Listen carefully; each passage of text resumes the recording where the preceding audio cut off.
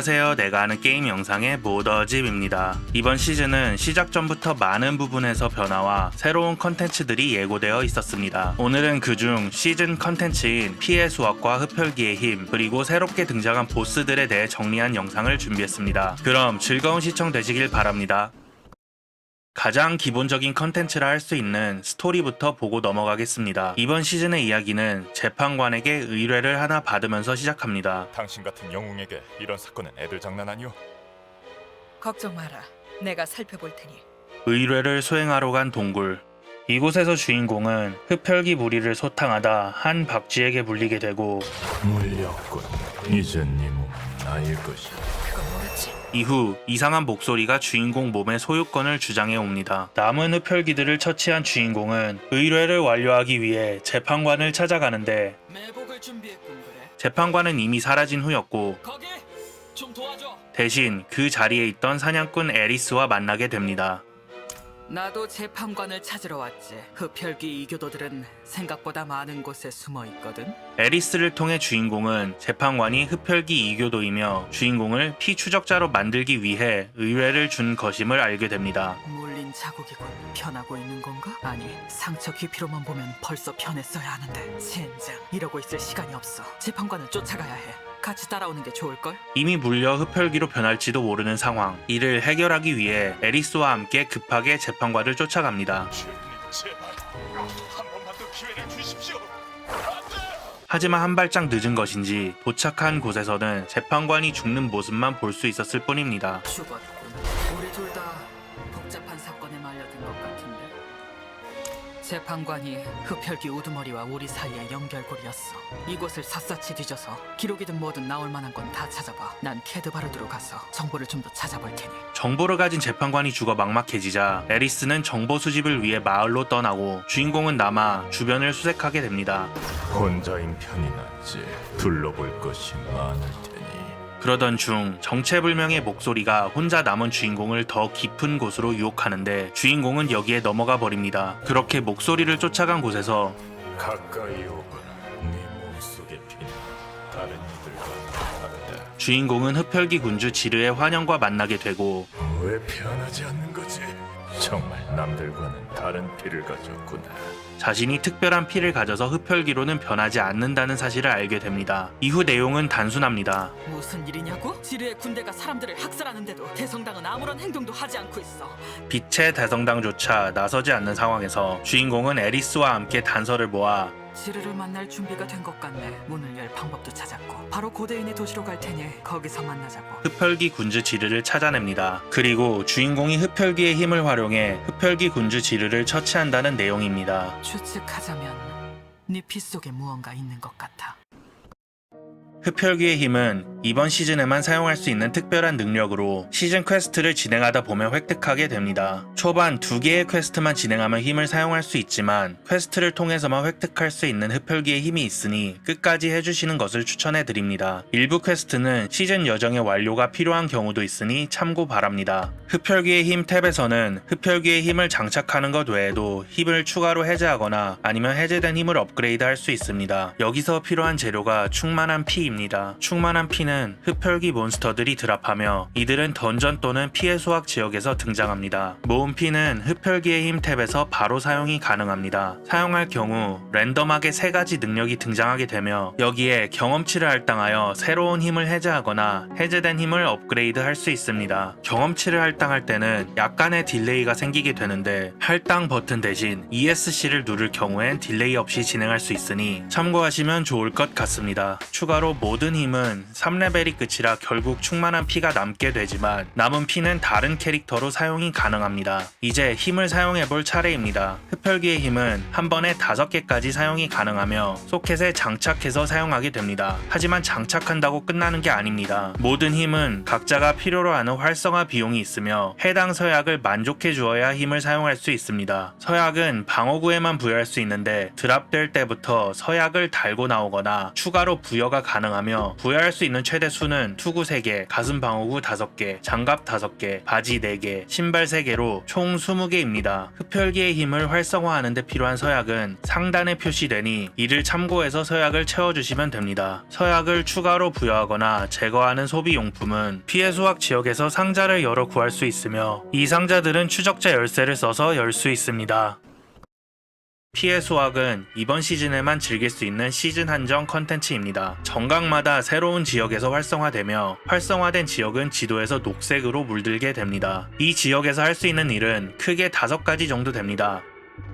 첫 번째로 할 수 있는 일은 충만한 피를 모으는 것입니다. 흡혈귀의 힘을 강화하는 데 필요한 충만한 피는 흡혈귀 몬스터들로부터 드랍되는데 피해 수확 지역은 흡혈귀 몹들이 대부분이라 다른 활동에 비해 빠르게 피를 모을 수 있습니다. 두 번째로 할 수 있는 일은 피 미끼를 모으고 사용하는 것입니다. 피 미끼는 피해 수확 지역의 핏빛 재단 또는 피미끼 받침대를 활성화하는 데 필요한 재료입니다. 핏빛 재단은 지도에서 확인이 가능하며 피미끼 15개로 활성화가 가능합니다. 활성화된 재단에선 2마리의 피해 추적자가 등장하는데 이들은 장비 아이템과 추적자의 열쇠를 드랍합니다. 다음으로 피미끼 받침대는 지도에 피해 수확이 표시된 곳에 위치하고 있습니다. 각각의 받침대는 피미끼 50개로 활성화가 가능하지만 한 곳만 활성화해선 아무런 일도 일어나지 않으니 세 곳을 모두 활성화하기 위해 총 150개가 필요합니다. 활성화할 경우 여러 웨이브의 몹들과 고대인 3명이 등장하게 되는데 각각의 고대인들은 확정적으로 1개 이상의 전설 아이템과 희귀 아이템들을 드랍해주기 때문에 많은 양의 장비를 획득할 수 있습니다. 또한 추적자들도 여러 번 등장하기 때문에 추적자의 열쇠 또한 몇 개씩 획득할 수 있습니다. 저는 피미끼 받침대를 통해 얻는 보상이 핏빛 재단 10번보다 크다고 생각하기에 시간이 걸리더라도 피미끼 받침대를 활성화해 주는 것을 추천해 드립니다. 피미끼는 지역이 바뀌더라도 초기화되지 않으니 시간 내에 모두 사용할 필요는 없습니다. 또한 피미끼는 3개 단계의 영향을 받지 않아 베테랑이나 악몽 단계에서 모은 미끼를 고행에 와서 사용이 가능하며 계정 내 공유도 되기 때문에 다른 캐릭터로도 사용이 가능합니다. 세 번째는 추적자의 열쇠를 사용하는 것입니다. 피해 추적자를 잡아 획득한 열쇠는 피해 수확 지역에 상자를 여는 데 사용되며 상자에서는 서약을 추가하거나 제거하는 데 필요한 소모품이 나옵니다. 추적자의 열쇠 또한 3개 단계의 영향을 받지 않아 베테랑이나 악몽 단계에서 획득한 열쇠를 고행해서 사용이 가능합니다. 또한 마찬가지로 계정 내 공유되는 재료라 다른 캐릭터로도 사용이 가능하니 부캐를 키울 경우 이 열쇠로 쉽게 초중반 파밍이 가능합니다.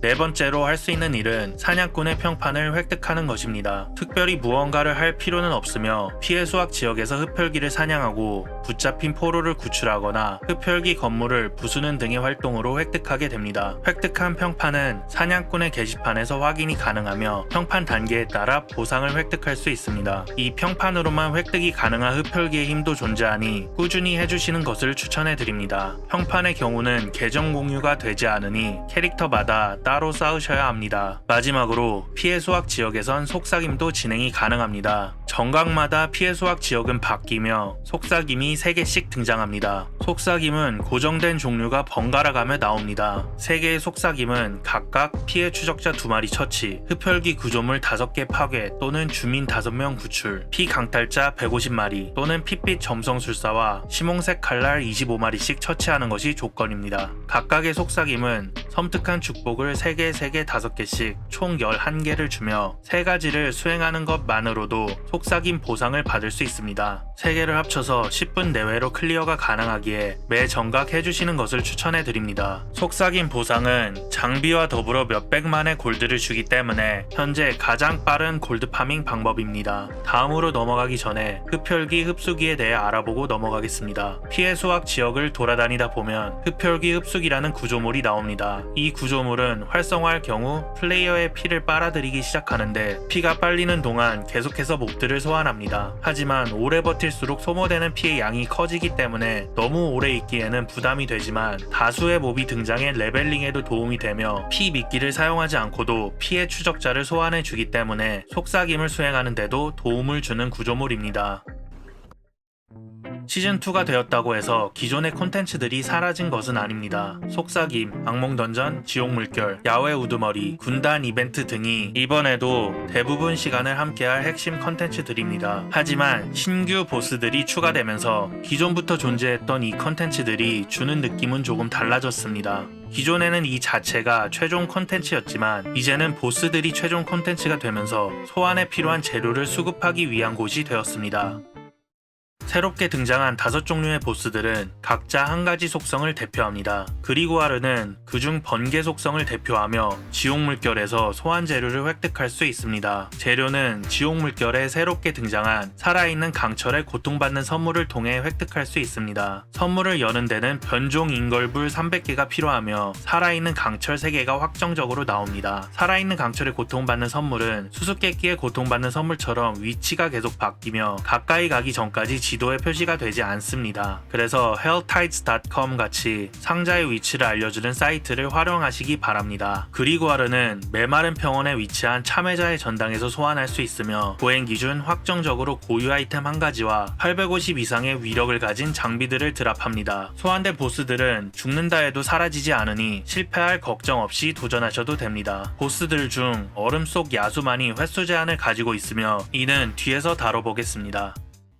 바르샤는 암흑 속성을 대표하며 속삭임의 나무 보상으로 재료를 획득할 수 있습니다. 하지만 하나의 활동으로만 획득이 가능한 다른 재료들과는 다르게 바르샤를 소환하기 위한 재료는 다양한 방법으로 획득이 가능합니다. 악몽 던전을 완료하거나 피해 수확 지역에서 핏빛 재단 또는 피미끼 받침대로 등장하는 이벤트를 완료하거나 야외 우두머리를 잡을 경우 확률적으로 특수한 정예 몹이 소환되며 이 몹들이 바르샤의 소환 재료를 드랍합니다. 하지만 속삭임의 나무 보상 이외의 방법은 운에 맡기는 것이라 재료의 파밍은 속삭임을 통해 하는 것이 빠릅니다. 속삭임은 이번 개편으로 보상이 상당히 좋아졌습니다. 드랍되는 아이템이 좋아진 것은 아니지만 완료 시 괜찮은 수준의 경험치와 고행 단계 기준 몇백만 골드를 추가로 줍니다. 덕분에 속삭임은 골드 파밍을 위한 핵심적인 활동이 되었습니다. 특히나 피해 수확 지역에서 등장하는 3개의 속삭임만으로도 섬뜩한 축복을 다 채울 수 있으니 매 시간 피해 수확과 더불어 진행하시는 것을 추천해드립니다. 바르샤는 속삭임의 나무 바로 옆에 위치한 악의 굴길 던전에서 소환할 수 있으며 보행 기준 확정적으로 고유 아이템 중 한 가지와 850 이상의 위력을 가진 장비들을 드랍합니다.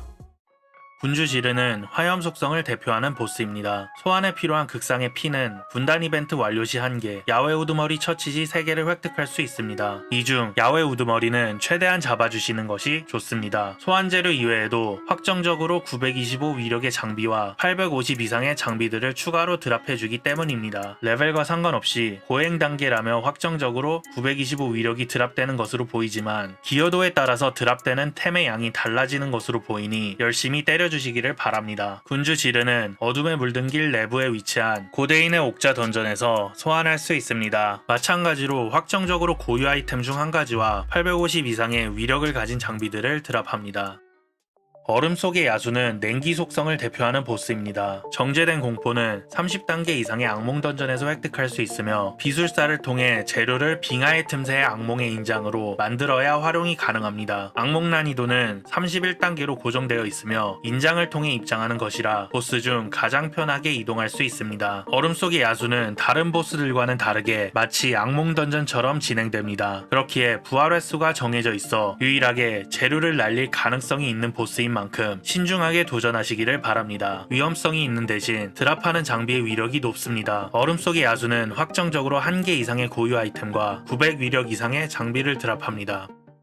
마지막으로 두리엘입니다. 두리엘은 독 속성을 대표하는 보스입니다. 소환 재료는 다른 보스들인 바르샹과 그리구아르를 처치해서 획득할 수 있습니다. 두리엘은 캐지스탄에 위치한 갈라진 크레바스에서 소환이 가능하며 두리엘이 드랍하는 모든 장비는 925 위력을 고정으로 가지게 됩니다. 처치 시 1개 이상의 고유 아이템과 추가적인 장비들이 드랍되며 할리퀸 관모 같은 우버 유니크들 또한 두리엘을 통해 획득할 수 있습니다.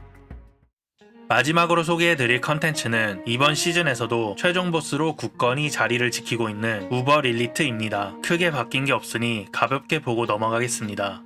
기존에 알려진 버그들은 모두 고친 것으로 보이며 처치 시 고정으로 925 위력의 장비를 획득할 수 있습니다. 하지만 두 번째 처치부터는 아무것도 드랍하지 않았으니 이 점 참고하시면 좋을 것 같습니다. 이것으로 콘텐츠들은 모두 살펴본 것 같습니다. 제가 추천해드리는 우선순위는 야외 우두머리, 지옥 물결, 피해 수학, 악몽 던전, 군단 순입니다. 야외 우두머리는 확정적으로 925 위력을 드랍해주니 최대한 참여해주는 게 좋으며, 지옥 물결은 살아있는 강철에 고통받는 선물만 여시는 것을, 피해 수학은 속삭임 3개 위주로 진행하시는 것을 추천해드립니다. 이상으로 오늘 영상 마칩니다. 시청해주셔서 감사합니다.